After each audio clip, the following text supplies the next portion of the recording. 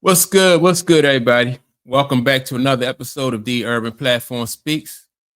Make sure to like and subscribe as you come into the channel and check out the content. And with that being said, I want to speak on LeBron James and not really LeBron James, but more so Kendrick Perkins and the excuses that Kendrick Perkins are making for LeBron James. Now, recently, you may have heard about the game where LeBron James and the Lakers gave up 9 points in like 12 seconds, something like that. LeBron James, it started off with LeBron James turning the ball over on an inbounds pass. He kind of just threw a lazy pass, and the guy from Chicago, Josh Giddings, was able to steal it and pass it to Kobe White, right? And so that breakdown, in my opinion, was like I said, was started by LeBron James, and it ended with LeBron James when he offered like no resistance to the guy Josh Giddey when he shot a 3-pointer from half court to win the game. So basically, that was all LeBron's fault. But I was watching First Take, and they had Stephen A. Smith, Kendrick Perkins, Monica McNutt, and the other young lady, her name Molly. She is the moderator, right? And so they was talking about the game and the loss. But what kind of got me is that Kendrick Perkins was basically making excuses for LeBron. First of all, he said that LeBron James is he's hurt. Like, he has sources that say LeBron James is hurt. And LeBron James is only playing, in his opinion, at 70%. 70% of his capacity. So even so, if LeBron James hurt, like, nobody rushed LeBron James back. That's number one. So if he wasn't able to throw a better inbound pass than that, then maybe LeBron James should have stayed out. That's number one. Then on top of that, number two, LeBron James has always been prone to turnovers. He has one of the highest. He lead, like, as far as like players in history, he has like some of the more turnovers than almost anybody in the history of the game. So that still don't excuse LeBron James from that turnover in the last 12 seconds of that game, how LeBron James played. So if he was injured, like I said, LeBron James shouldn't have been in there. Or if he was hurt, he shouldn't have rushed himself back. That's number one.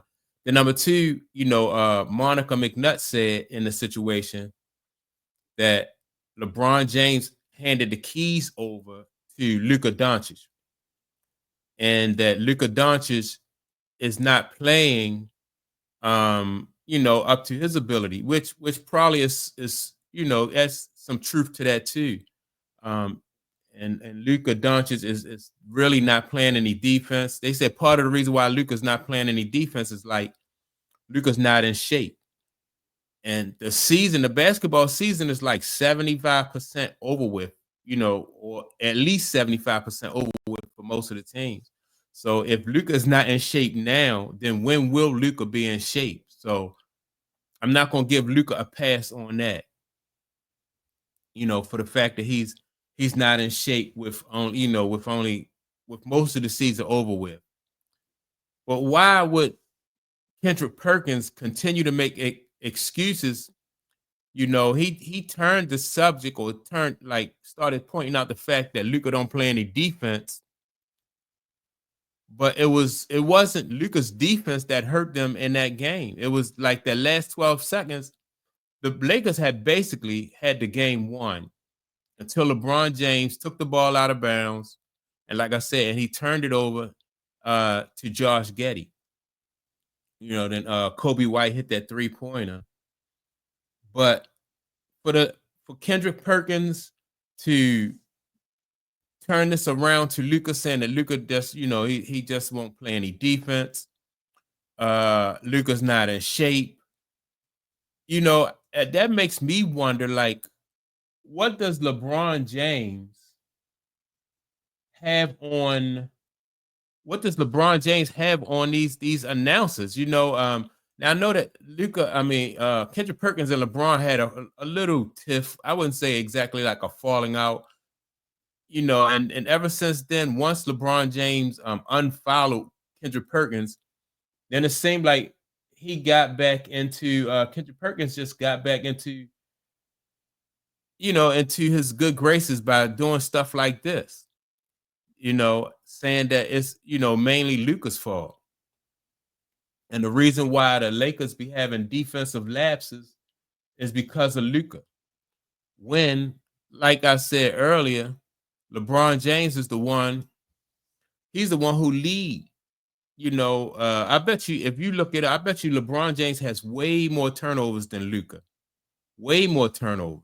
And in that game, he led the Lakers in turnovers. And for somebody to be considered the GOAT, somebody who to be considered one of the greatest, especially at that point guard position, like why wouldn't LeBron James, like cherish the basketball more than, more so than what he do. And he's not the only one from this era who have a lot of turnovers. Steph Curry got a lot of turnovers, so maybe that's just like a sign of the times for these ball players to have all of these turnovers. And because they don't take care of the ball in this era the way players used to take care of the basketball back in the days. Like if you turn the ball over at this clip, like you definitely wouldn't be a starter, number one. And you wouldn't be on the team. I mean, you wouldn't be on the floor like that to turn the ball over as much as these guys turn the ball over, and to put forth the kind of effort on defense that LeBron James did, the leader of your team. That kind of effort.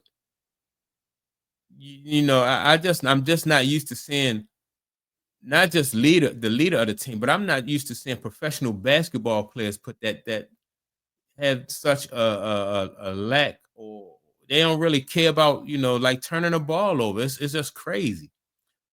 If LeBron James had throughout his career was able to protect the ball, maybe he would have more more championships, because that's what it comes down to. A lot of times, it's like turnovers. That's in any sport. You don't want to make mistakes, unforced turnovers or unforced mistakes like that, cost you games, and it costs you championships. In baseball, if you're trying to start a double play and you fumble the ball, you drop the ball, that could cost you the game. Somebody could score. In football, your quarterback turn the ball over. He turned the football over, and the cornerback or safety or get a pick, and they're going the other way with it. In every sport, it's important to protect the ball and not turn the ball over, and give number one, you giving extra opportunities for your opponent to beat you, which is just insane. I mean, that right there alone, like extra opportunities. Like, who want to play defense any more than what they have to? And I guess if you're not playing no defense at all, then maybe it don't matter. But who wants to play defense any more than what they have to? And then number two, you giving people, your opponent, easy opportunities to score, which don't make any sense.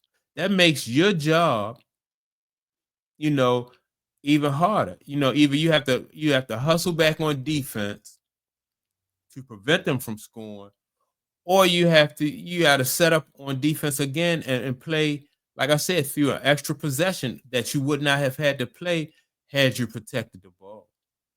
But I can see a trend coming. I can see with the way that Luka was phrasing things or saying things, I can see a trend where the Lakers are going to make Luka the scapegoat if the Lakers don't make the playoffs, or if the Lakers go to the playoffs and they get knocked out early. I can see that. Anytime they talk about directly after the game where LeBron just blew that game, they talk about how LeBron gave the keys to Luka and how Luka don't play defense.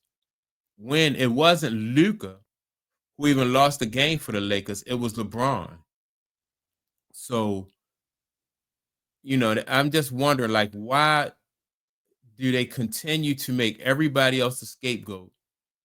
Don't hold LeBron James accountable for anything, you know. So I gotta imagine, like, as a professional basketball player, anybody who has played with LeBron throughout the years, especially not guys who, well, anybody who played with LeBron, man, and you watch how LeBron James move, and you watch the things that he done throughout his career, like with his teammates, that gotta be, it gotta be like depressing, when you see a guy who is supposedly your leader turn the ball over like that, and play, lazy, just has such a cavalier attitude when it comes to protecting the basketball. I just did a video where I spoke about how what's the guy named Dwight Howard, had to tell LeBron James that, you gotta get back, you gotta hustle back on defense.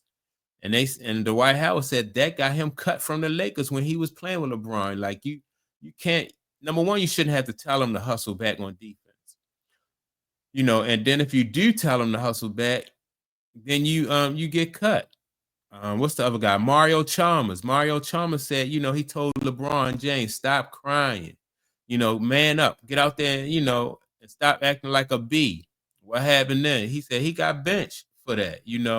So, man, if you are a professional basketball player and you got to play with LeBron, that just probably got to be that's probably, it's just crazy. I mean, that's a situation you probably wouldn't even want to be in. I remember Kevin Durant said he didn't want to play with LeBron James because of the circus surrounding LeBron James, and probably also because of the fact that he probably realized that if they didn't go anywhere, he was going to be the scapegoat. And if they did win something with Kevin Durant, then LeBron was going to get the credit. So yeah, man, but just look out for that. Look out for what's going to happen in these playoffs. Who's going to get the blame? They already setting it up. They setting it up so that Luka would get the blame. LeBron James just handed the keys over to Luka, which means, now if you give somebody the keys, that don't mean you had a right to crash the car. That's how I look at it. So LeBron James gave Luka the keys, and then he turned around and crashed the car, and so now it's Luka's fault. So yeah, man. But that's my take on it. Like I said, watch for this narrative going forward of them blaming Luka. And I know Anthony Davis got to be he got to be glad that he not there, because they just was going to blame him. So that's my take on it. Make sure to like and subscribe. Also, don't forget to leave a comment, and I will check you all out on the next video. Peace.